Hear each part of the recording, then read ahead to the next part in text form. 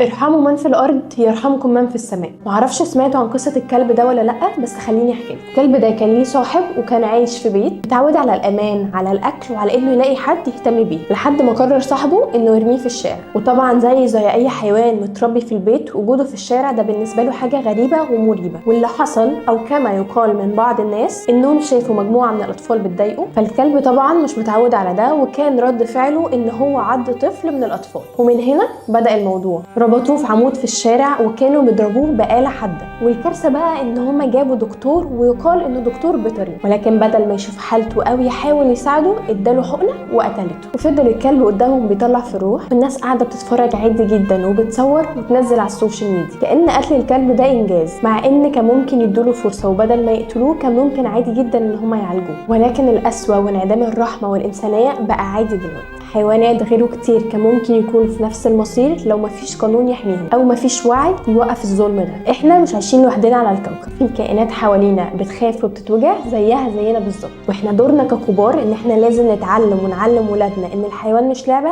ولا وسيله للتسليه. الحيوان روح بتحس وبتتألم، لازم يكون في قلوب رحيمه بيهم، لان الرحمه هي اعلى درجات الانسانيه. علموا ولادكم يبقوا رحماء، وعلموهم يساعدوا بدل ما يتفرجوا، ويحبوا بدل ما يأذوا. واللي ما يعرفش يرحم ما يستحقش انه يتوصف بانه انسان.